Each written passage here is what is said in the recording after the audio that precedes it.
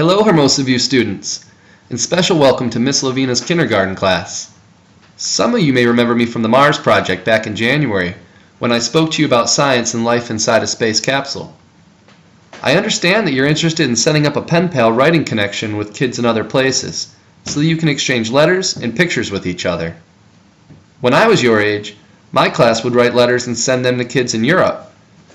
They would write us letters back, and we were able to learn a lot from each other. Today, I'll talk to you about Nepal, a small yet beautiful country on the other side of the world. I recently returned from a trip to Nepal where I had the opportunity to meet with students around your age, up in the Himalaya mountains. When I was there, I told them about you guys, and they were interested to talk to you through the mail. You can write letters and draw pictures to send to each other. This presentation will teach you a little bit about Nepal and give you lots of ideas to write about when you begin your pen pal activity. I began working with an Italian nonprofit who has humanitarian projects all over the world. Gonessa is a project that helps poor children and families in Nepal by providing schools for young children who live in some of the most impoverished communities in the world. Before I talk to you about Nepal, we have to figure out where it is. I'm sure many of you have traveled before, but this was the furthest I've ever gone from home. Raise your hand if you've ever traveled outside the United States. I flew more than 10,000 miles and traveled 2 full days to get to Kathmandu. I started out at Pepperdine University in Los Angeles and caught a flight out of LAX airport. I left the big city and headed to Frankfurt, Germany. This is one of the largest airports in all of Europe. I only spent a short time here. It was pretty cold. It was snowing outside, but it was just a layover until I could catch another plane. I needed first to stop off in Italy and pick up my girlfriend Julia. She's a veteran traveler and agreed to accompany me to Nepal. Italy is another beautiful country with lots of mountains, lakes, and beaches. I'm sure you've all tried some Italian food before. I was in the northern part of Italy, near Lago di Garda, which in Italian means the Lake of Garda. Here you'll notice the Italian Alps in the background. Mountains and water are found all over the planet, but they look so differently from one place to another. The next stop was in the Persian Gulf, where we stopped in Doha, Qatar. This is a tiny country between Saudi Arabia, United Arab Emirates, and Iran. If you look closely, you can see Nepal on the far right side of the map, in purple. It gets very hot here. It's mostly desert, surrounded by the sea. There were no mountains, but certainly many tall skyscraper buildings that dominated the skyline in Doha. Here on the map you can see all the different stops we made on our journey. But it was all worth it once we landed in Nepal. In Nepal, I showed everybody where California is located on the world map. The children were very curious to learn about how we live in Los Angeles. So who thinks that they could find Nepal on a map? Nepal is a landlocked country in between China and India, high up in the Himalaya mountains. We arrived in the capital city of Kathmandu and then traveled by bus through the carved mountains along the river for 7 hours into the center of the country. After a day of travel, we finally reached our destination in Pokhara. From here you can see the sacred mountain called Machu Picchu. It's also known as the Fishtail Peak because of the shape of the mountain looks so similar to the split tail of a fish. In Nepal, the rupee is the name for money. It has colorful pictures of animals and historic kings. There's both Buddhist and Hindu religion practiced in Nepal, where people have lived side by side for thousands of years. The weather falls into 4 seasons: spring, summer, fall, and winter. We were there in perfect weather. It was about 65 degrees and sunny the whole time. We could see the beautiful mountains far in the distance. Nepal is home to 8 of the world's 10 highest mountains and is the world's 2nd largest supply of fresh water. In Pokhara, we stayed in a region known as Lakeside. Here you can see Fewa Lake, a large mountain lake surrounded by hills and wildlife. Nepal occupies only 0.1% of the Earth's surface, but it still has 2% of all the flowering plants in the world, more than 800 species of birds, and 4% of the mammals on Earth. If you like butterflies, this would be a great place to visit. They have more than 500 species of butterflies in Nepal, more than any other country in the world. The lake is very calm, and we took many rides in these colorful boats. They act as taxis, because you can't take a car on the water, but these boats are sure fun to ride in. Here I was taking a break after a long day of work. The water is very cold, but it's so clear that you can see all the way to the bottom. On this day, it was particularly clear, and the water was almost greenish blue color and very fun to be outside. To get to the school sites, we had to do a lot of climbing in the mountains above the lake. The views up here were breathtaking. We noticed a lot of rice fields in the countryside near the schools. If you look closely, you may notice the little goat in the picture. Many local women harvest the rice and sell to vendors in the markets. Some of the people live outside the villages and have more space. It can get pretty dry up in the wintertime before the spring rain. Globalization has shifted most of the rural population to overcrowded urban areas. Just a few years ago, this area was mostly farmland. But now thousands of people have moved out of the little villages and into the valley, very close to each other. Here you notice some of the handbags and custom goods that are made in Nepal, very colorful. This is a Buddhist temple. You may notice the prayer wheels in front of it. This is so that people's prayers can be sent out in all directions through the symbolic wheels. At the top, you notice a pair of colorful eyes. The Buddha eyes are a common symbol across Nepal, which represents the belief that God sees everything we do and that people must be responsible for their actions. There are also so many beautiful Hindu temples, elaborate in decoration, with gold statues and paintings.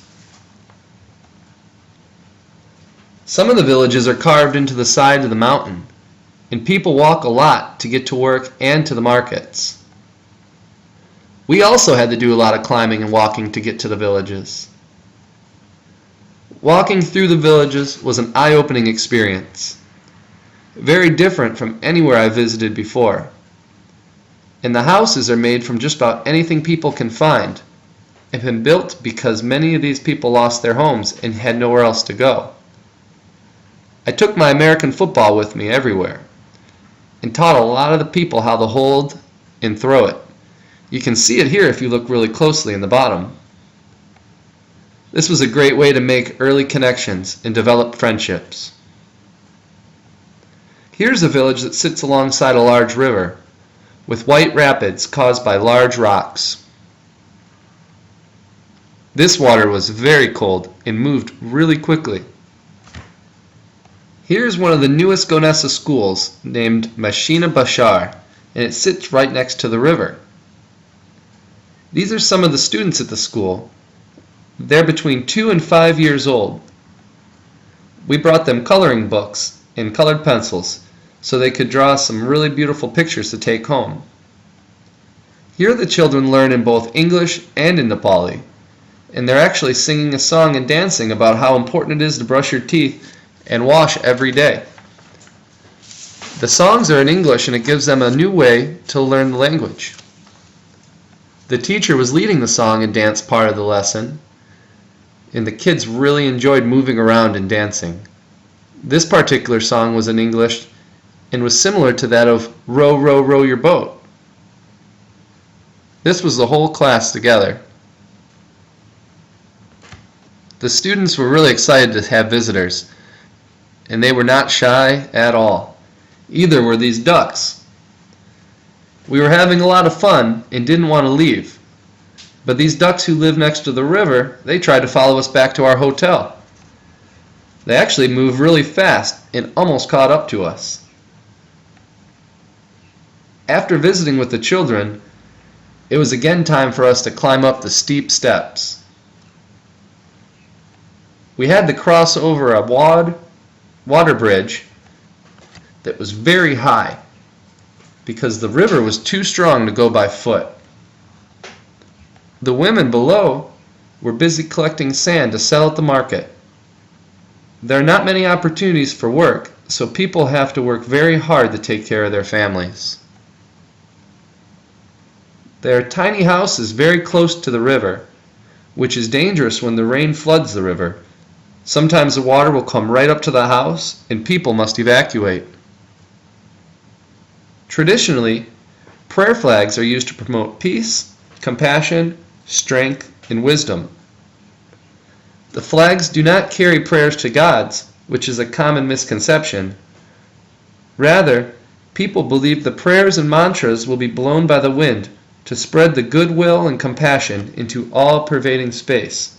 Therefore, prayer flags are thought to bring benefit to all people. Farming traditions in Nepal have not changed much for thousands of years. Agriculture has long been based on subsistence farming. Over 80% of the population is involved in agriculture. When the parents go to work in the fields, the children come to these schools to learn and have a safe place to be. There was even a flower garden in our hotel. We could always smell fresh flowers in the air. The children eat a healthy meal and take a nap every day at school. They do not sit at desks, but they have tables close to the floor. Everyone eats lunch together. The food is made fresh every day and actually smells very, very good. Made me hungry.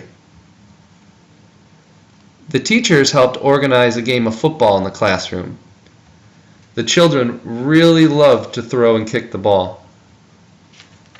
The children were friendly and played really well together. This was actually the first time they've ever seen a football. Soccer is the most popular sport in Nepal. This little girl, she got pretty good at throwing it around and made it difficult for the other children to catch up with her. It was tough to leave because everybody wanted to keep playing, including me. Next time we go back, we're definitely going to bring a few footballs so we can leave some there for the children. Unfortunately, though, we couldn't stay forever, so again it was time for us to start walking. This is called a tika, the red dot of powder applied to the forehead to symbolize good blessings. Before we left, the teacher honored me with this tradition and gave me a special scarf to wear. I felt very special to receive the special treatment. The assistant teacher at the school prepares all the lunches in the kitchen next to the classroom. Here you can see how clean and organized everything is. Before mealtime, the children line up to wash their hands and to use the restroom. Everyone sits in a circle to share the meal and drink hot tea. The tea in Nepal is brewed with sugar and fresh milk. It's very sweet and considered an important part of the day. One of the schools we visited was built in an ancient monastery and has several temples and religious statues like this golden bull. The children at the school were so excited to take a picture that it took us 5 tries for everyone to look straight at the camera. This was one of the temples we found to be most beautiful, but it's only accessible to select people because of strict Hindu traditions. We spent a lot of time admiring the skill and artwork that was put into the construction. I wanted to thank you for allowing me to share my journey with you today.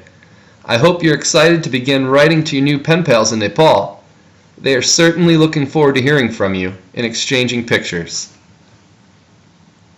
Now that you know a little bit about Nepal, you have some ideas and questions that you can write to these students and get prepared to answer the questions that they're going to send back to you.